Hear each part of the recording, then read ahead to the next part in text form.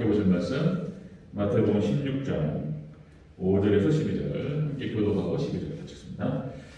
자, 제자들이 건너편으로 갈새 떡 가져가기를 잊었더니 예수께서 이르시되 상가 바리새인과 사두개인들의 율법을 주의라 하시니 제자들이 서로 논의하여 이르되 우리가 떡을 가져오지 아니하였도다 하거늘 예수께서 하시고 이르시되 이들이 자랑하다가 어찌 떡이 없으므로 서로 논의하느냐 너희가 아직도 깨닫지 못하느냐 떡 5개로 5,000명을 먹이고 주운 것이 몇 바구니며 떡 7개로 4,000명을 내고 주은 것이 몇 바구니였는지를 기억하지 못하느냐 어찌 내 말하는 것이 떡의 관함이 아닌 줄을 깨닫지 못하느냐 오직 바리새인과 사두개인의 누룩을 주의하라 하시니 그제서야 제자들이 떡의 누룩이 아니요 바리새인과 사두개인의 교훈을 삼가라고 말씀하신 줄을 깨달으니라.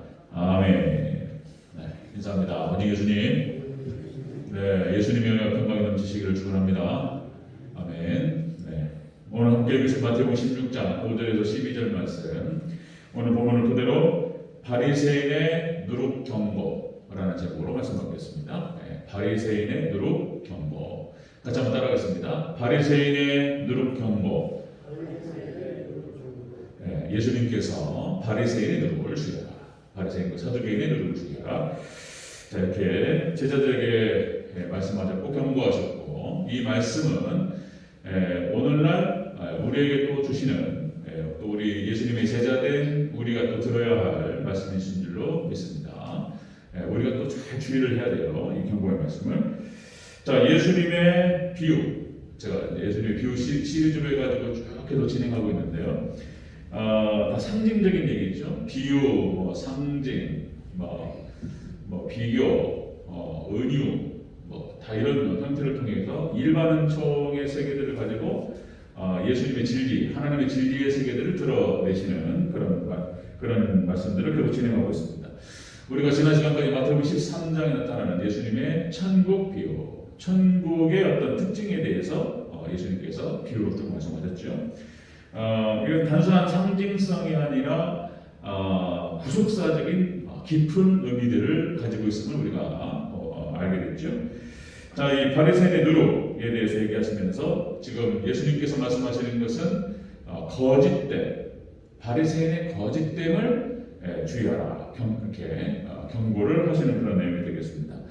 예수님께서는 이런 거짓된 것들, 외식이라고 얘기할 수 있죠. 외식, 어떤 형식주의, 그 다음에 위선, 이거를 굉장히 싫어하십니다.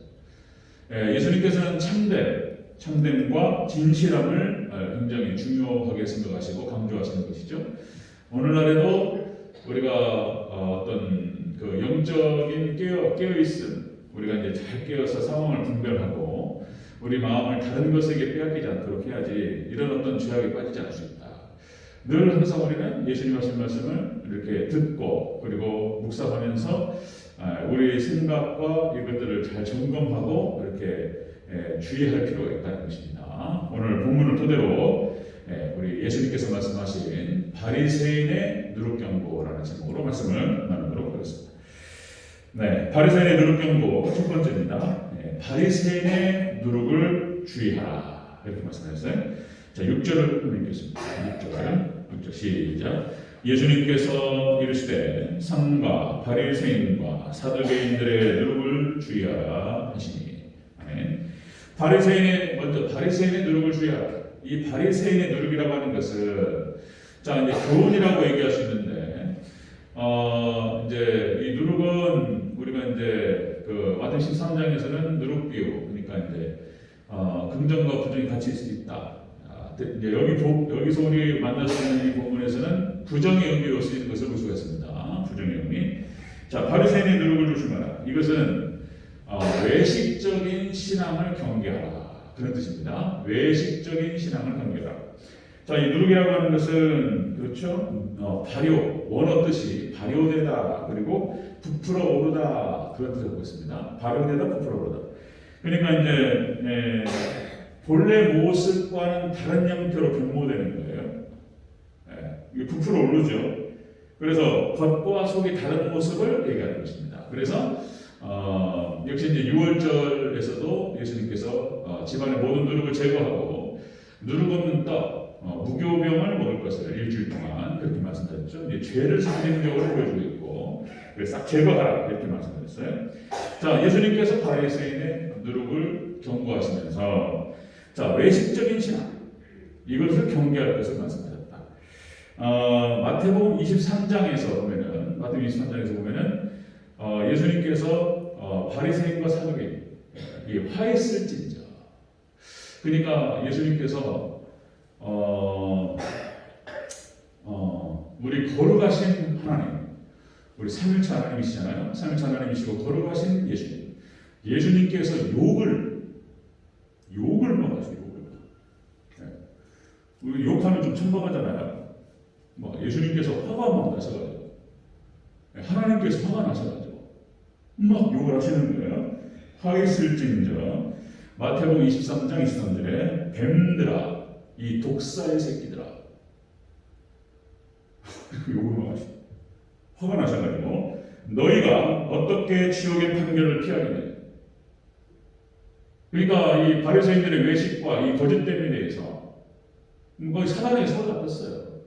하나님께서 네가 어떻게 했길래 사단에게 사로잡혀가지고 예수님을 거부하고 하나님을 거부하고 완전히 거짓됨으로 판을 치고 외식됨으로 판을 쳤냐, 이런 거예요. 그러면서 화했을진저라는 표현을 쓰게 나오는데 이게 7번 나옵니다. 이 7이라는 숫자가 성경에 나타나는 숫자는 그냥 쓰여지는 게 아니에요. 그 다 의미가 있는 거라고 말씀드렸죠. 7번 나온다라고 하는 것은 반드시 심판하리라, 이런 뜻이에요. 나는 화했을진저, 완벽한 저주를 말씀하시는 거예요. 그러니까 이렇게 거짓됨과 외식됨에 대해서 예수님께서 강력하게 말씀하시는 것을 볼 수 있습니다. 네, 저주와 심판의 말씀이죠. 저주 심판의 말씀. 자, 예수님께서 산상수훈 말씀하시면서 마태복음 7장 5절에, 자, 7장에 쭉 기록이 되죠. 너희 구제하는 자, 기도하는 자, 그 다음에 금식하는 자, 외식이 되지 않도록 주의하라, 그러셨어요. 산상수훈 말씀을 통해서 금식할 때, 구제할 때에 누구에게 보이기 위해서, 그죠? 그 중심에 본질이 흐려졌어요. 다른 사람을 구제할 때 순수하게 그 돕는 자들을 생각하면서 정말 오른손이 하는 왼손이 모르게 하고 왼손이 하는 오른손이 모르게 하고 그러면서 이렇게 돕는 거. 그런데 그러지 않는다는 거예요. 그걸 조심해야 하는 거예요. 기도할 때도 내가 기도하노라 하면서 사람들이 다 보는 앞에 손들고 막 그 경건한 척하고 이러지 말라는 거예요. 골방에서 하나님께 기도. 뭔가 자랑 삼아서, 그죠? 그 다음에 역시 이제 또 금식도 마찬가지죠. 얼굴을 상하게 하고 예수님께서 이렇게 외식함과 형식주의와 거짓됨에 대해서 지적을 하시는 것을 볼 수 있습니다. 자, 디모데전서 4장 2절에 보니까 이 이단들의 특징이 그것입니다. 이단들의 특징. 디모데전서 4장 2절. 자기 양심이 화인을 받아서 외식함으로 거짓말하는 자들이다. 그죠? 거짓말하는 자예요. 자기를 속여요. 자기도 속이고 남도 속이고 거짓된 거예요. 예. 진리를 벗어나고 예수님 벗어나면은 우리는 다 왜곡되고 거짓되고 다 그렇게 될 뿐이에요. 여러분들 철저하게 그냥 예수님 바라보고 이러면 괜찮아요. 놓치는 게 없어요. 뭐 복잡하지 않아요. 성경적 세계관이 어떻고 복잡하게 얘기할 수 있지만은 딱 하나야. 예수님. 예수님 보고 초림 예수님을 통해서 우리가 거룩함을 받고 그리고 재림 예수님을 바라보면서 예수님 신앙, 그죠? 예수님께서 가셨던 그 길을 그대로 따라가면 되는 거예요. 그게 진리인 거예요. 그게 진리. 자, 그런데 예수님 진리에서 벗어나버렸어요. 벗어나버리면 사람은 타락하고 왜곡되고 거짓될 뿐이에요. 사람은. 믿을 게 아무것도 없죠. 자, 그전에 한번 말씀드렸듯이 세상은 그렇습니다. 세상은 자, 돈이 있고 돈이 있는데 신앙이 없으면 100% 타락한다. 권력이 있는데 신앙이 없다. 1000% 타락하는 거예요. 1000%. 세상은 그런 거예요. 세상은. 자, 여러분들 돈을 추구하는 자들은 일만하게 뿌리. 거기서부터 모든 악이 나오는 거예요. 일만하게 뿌리가 된다. 돈을 사랑하는 것. 지금 좀 있으면 또 이제 선거가 지방선거, 서울시장 선거가 나오는데, 그러니까 이제 정치인이 있고 정치꾼이 있어요. 우리나라에서 정말 모르겠어요.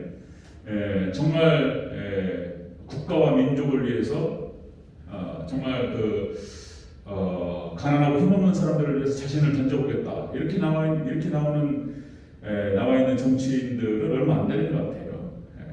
지방선거면 서울시장 퉁퉁 나오죠. 대전시장도 이제 선거가 진행될 텐데, 그러니까 권력을 추구하고 물질을 추구한다, 진정성이 없는 거예요. 진정성. 그런데 세상은 그렇다 치고, 세상은 원래 그럴 거예요. 그렇게 가는 거니까. 그러다 망하는 거고. 그런데 지금 여기 종교 지도자들이 타락한다는 거예요.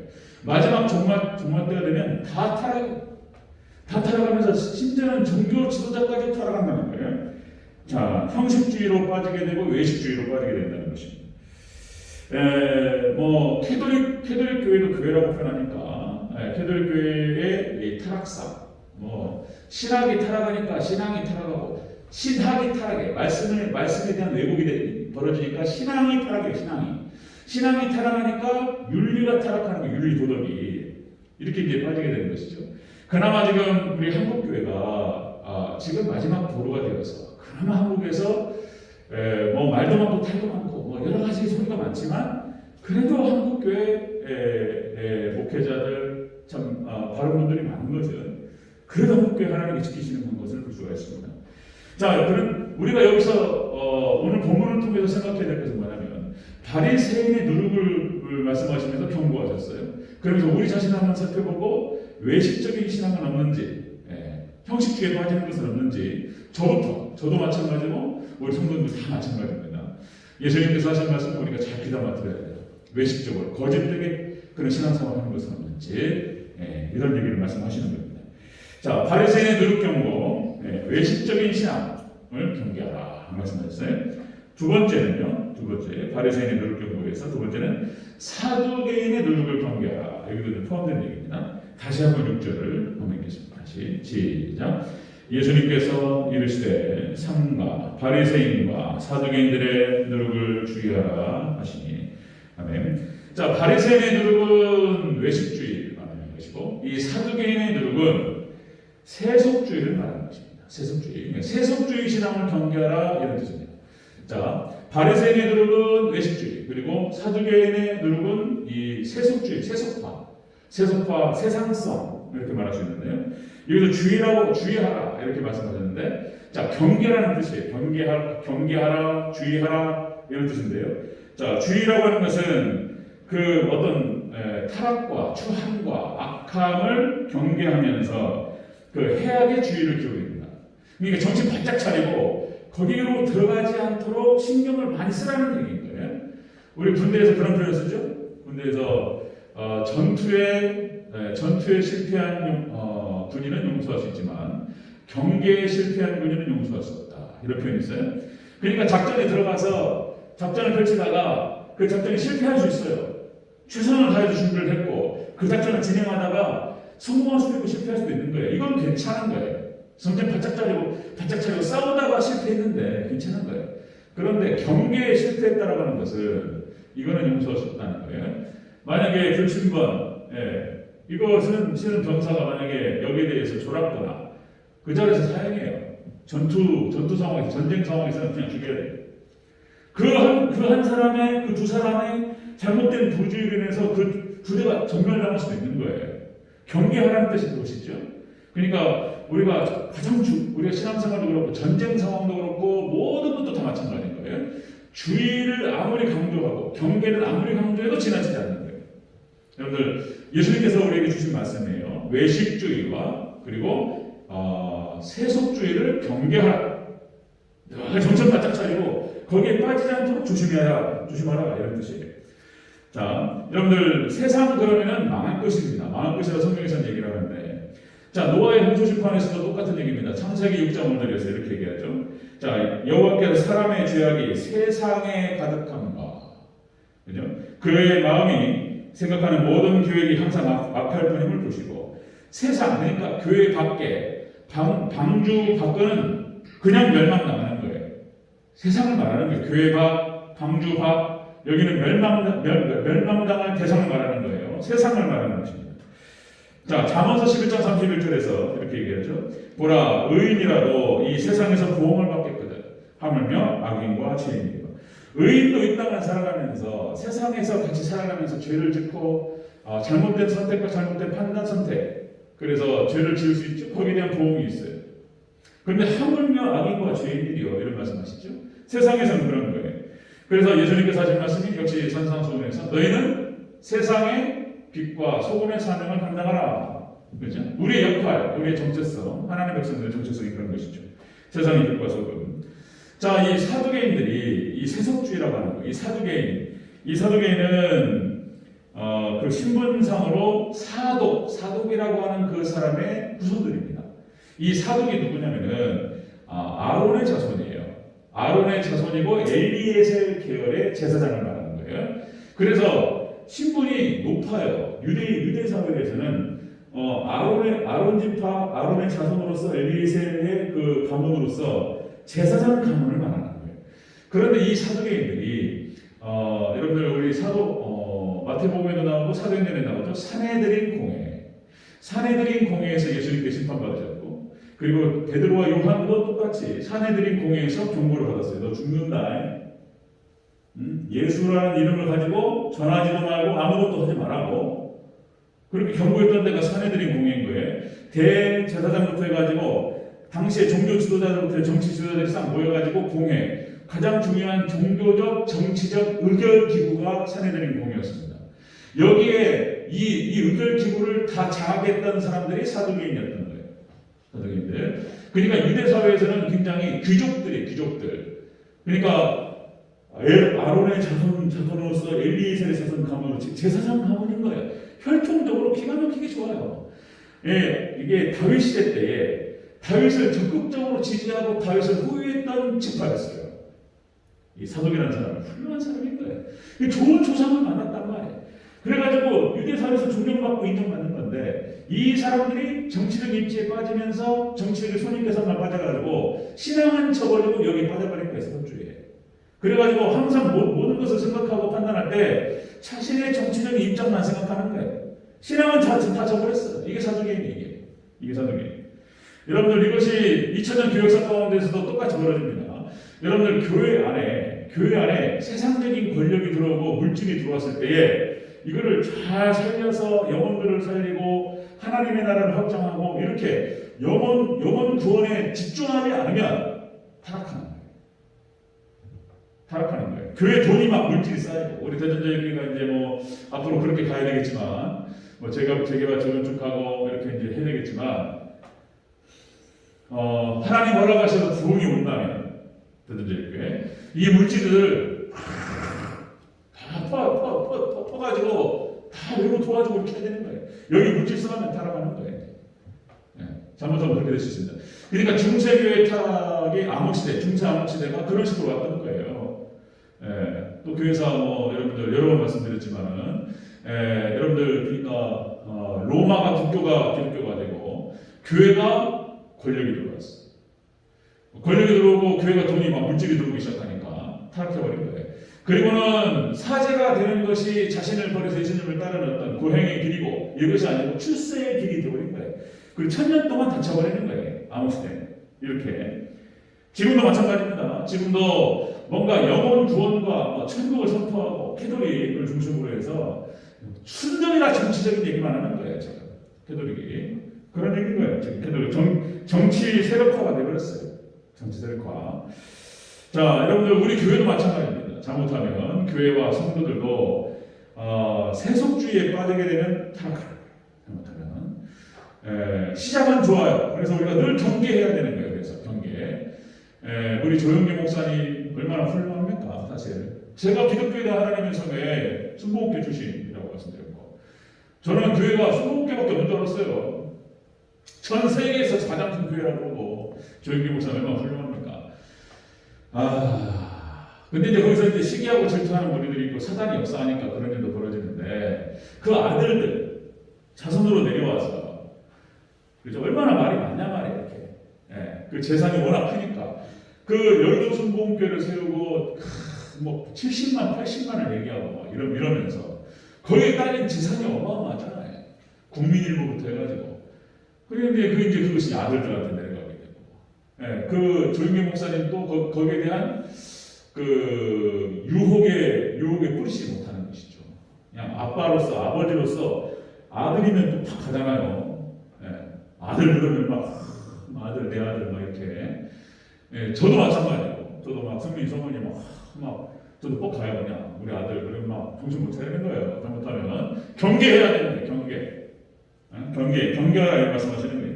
김상환 목사님 명성교회 김상환 목사 마찬가지인 거예요. 교회가 커지고 교회가 재산이 많아지니까 교회가 축적된 재산이 많아지니까 욕심이 확 생겨버려요.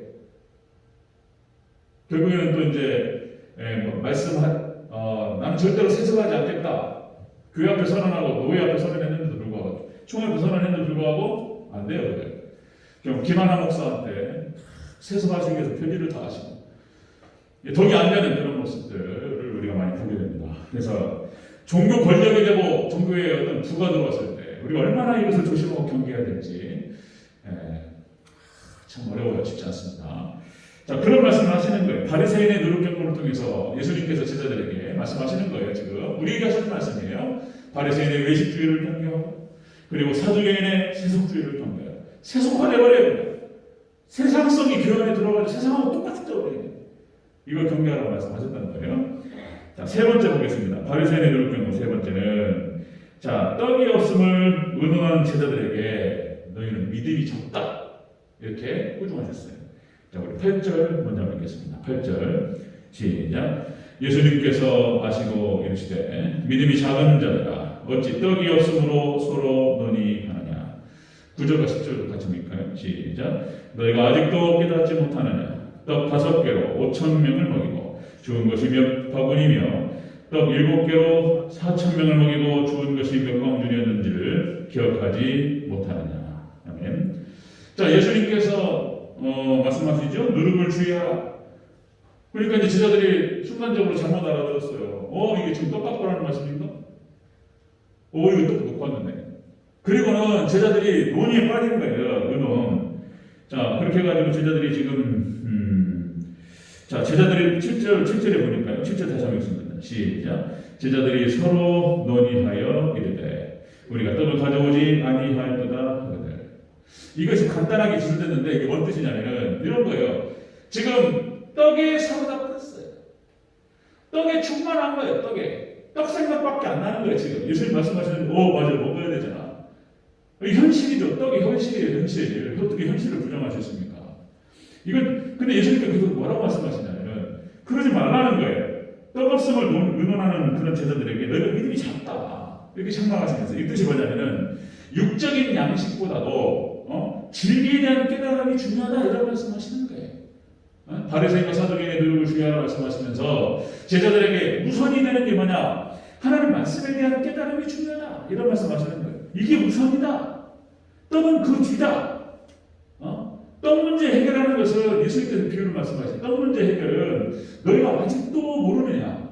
5병이요 7병이요 기록 때 떡 5개 물고기 2마리로 5,000명을 먹이고 12광주나 남았다. 하나님 축복하시고 역사하시면은 다 해결돼버리는데 너희가 아직도 믿음이 작다. 이런 말씀을 하시는 거예요. 자, 여기서 숙고하다, 논의하다 이런 뜻이 이런 말이에요. 떡에만 매여가지고 현실 문제에 파고쳐졌어요. 제자들이 교회가 여기 목회자도 마찬가지고 우리도 다 경계해야 될 것들을 말하는 거예요. 지금 예수님께서 경계하라. 우리 성도들도 마찬가지인 거예요. 먹고 사는 문제가 중요하고 노후 준비가 중요하고 왜 안 중요해 이게 굉장히 중요하죠. 그런데 여기만 사로잡혀 있으면 안 된다는 거예요. 예수님께서 하시는 말씀이 이거 경계하라는 거예요. 여기 사로잡혀가지고 현실 문제에 사로잡혀가지고 정신을 못 차려요. 여기 그냥 떡에 충만해요. 떡에 충만한 걸 말하는 거예요. 지금 떡 충만해요 지금. 자, 예수님께서 여기에 대해서 꾸중하시면서 나무라셨어요. 자, 여러분들 이스라엘 백성들이 출애굽을 해서 출애굽한 이스라엘 백성들 1세대들이 그런 거예요. 1세대들이 출애굽을 해가지고 완전히 그런 거죠. 현실 문제에 매몰돼 버렸어요. 당장에 마실 물, 먹을 것 이것만 생각하는 거예요. 하나님께서 만나를 주시고 그리고 고기 먹겠다고 그러니까 메추라기를 주시고 그죠? 먹는 문제 다 해결해 주셨어요.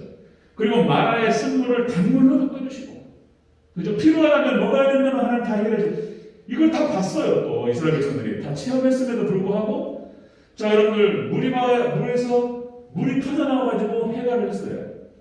이거를 다 보고 체험했음에도 불구하고 끝까지 주로 몇 세대들은 자신의 어떤 먹고 마시는 문제, 현실 문제에 매몰돼가지고 계속해서 불평불만만 한 거예요. 물이 없다, 먹을 게 없다.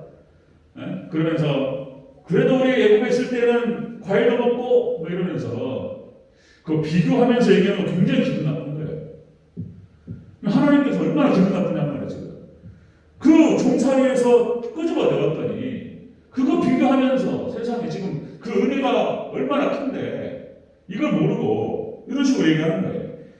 자, 신명기 4장 4절에서 이런 얘기하죠. 신명기 4장 4절. 사람이 떡으로만 살 것이 아니요 하나님의 입에서 나오는 모든 말씀으로 살 것이다. 아멘. 이거를 하나님께서 모세를 통해서 말씀하시고, 그리고 예수님께서 똑같이 이 말씀을 인용하시면서 40일 금식의 그 사단의 시험 받으시는 사실 말씀이란 말이에요. 이 말씀이란 말이에요. 그러니까 먼저 그의 나라와 그의 의를 구하라. 우선순위가 있다는 거예요. 우선순위가. 우리 하나님 백성들, 우리 제자들이 먼저 챙겨야 될 것은 말씀을 깨닫고 그리고 영적인 준비를 하고 이것이 먼저라는 거예요. 그러면 하나님께서 이 모든 것을 너에게 더하시리라. 이것이 진리잖아요. 믿습니까? 근데 우리는 또 잊어버려요. 잠깐 불편하면 완전 떡에 사로잡히고 현실 문제에 사로잡히잖아요. 뭐 저도 마찬가지고 다 마찬가지. 우리가 육신을 입고 있기 때문에 참 이게 어려운 문제인 거예요. 하나님께 해결하시면 한 명이 끝나는데, 근데 이제 그거는 먼 나라 얘기 같고 넘 얘기 같고 나하고는 상관없는 얘기 같고 믿음이 적어가지고 믿음이 적어서 그런 것이죠. 물론 그렇습니다. 여러분들 이제 결혼식장이라든지 우리가 장례식장이라든지 병원이라든지 이런 데 있을 때